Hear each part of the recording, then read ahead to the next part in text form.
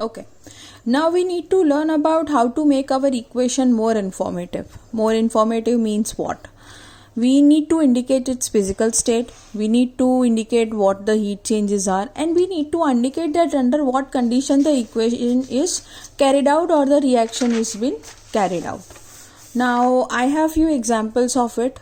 These are imprints of the equation which we did ahead, but I hope you can manage it anyways. Okay, so first is to indicate the physical state.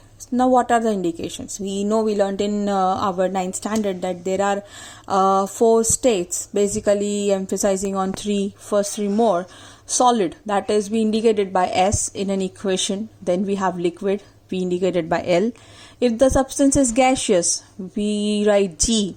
And if it's aqueous means anything dissolved in water, dilute form of it, so then we write aqueous. Okay. Second condition was to maintain or let's say to indicate heat change. Now how we can indicate heat change and what does it reflect? So I have one reaction in which there is a combustion of carbon taking place in presence of oxygen, or you can say simply burning of carbon. So when we burn carbon in presence of oxygen, we know that carbon dioxide is being produced.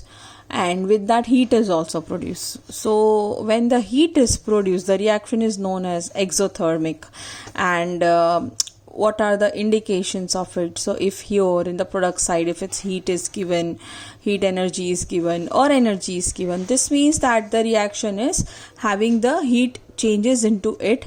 And if this heat is given on the product side, that means if the heat is liberated while carrying the reaction, then it is known as exothermic reaction, or else it's endothermic. So I have taken an example of endothermic reaction as well. Here in this reaction, the heat has been absorbed, like when nitrogen reacts with oxygen, that you can see that I have written even the forms are to be written here, like here we say it as a subscript. If we write anything over here in an integral form, then it is known as superscript. This is subscript. So this we write it as in solid. This was in gaseous form, so G, and the product which we got was gas again, so it's G here. We also are subjected to write the name like nitrogen, oxygen, like that. So it's N2 in a form of a G, then O2 in a form of a gas, and plus heat. So when all this thing gets mixes around, we get nitrogen oxide. You can see 2NO in a form of the gas only. So I have written G over there.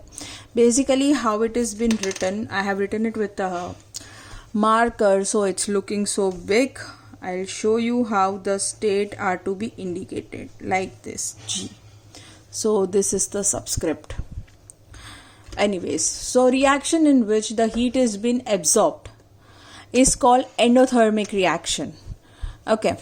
And so we have to take care in the heat change about endothermic and exothermic, nothing else upon it. Now we need to learn about our third condition. Third condition is that under what temperature, what pressure the reaction has been taken place.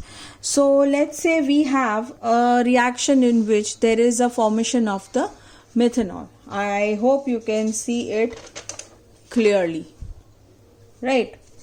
So here what is happening? Here, I'm sorry, this is getting, I'll do like this. Okay, fine. So here we have the mixture of carbon monoxide, that's CO, you can see. Mixture of carbon monoxide and hydrogen gases. This has been compressed to, we have 300 atmospheric pressure. So it's 300 atm I have suggested. And then it's been passed over a consistent mixture of zinc oxide and chromium oxide at the temperature 300. So this is the catalyst. Catalyst is any component which increases the speed of the reaction but does not take part in the reaction. So these are the two mixture of the two catalysts or two components working as a catalyst for this reaction in production of the methanol. And while using this catalyst, we have two conditions more apart from this one.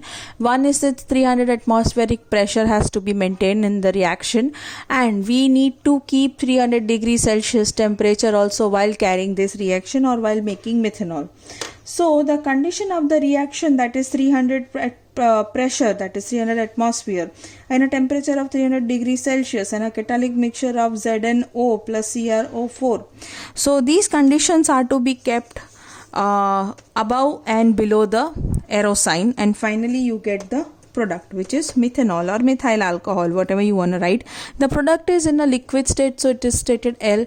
These two are in the gaseous state. Here also they are subjected to write the name, that is carbon monoxide, hydrogen. I have not written it. The reason behind that is I want you to guess that what the names are.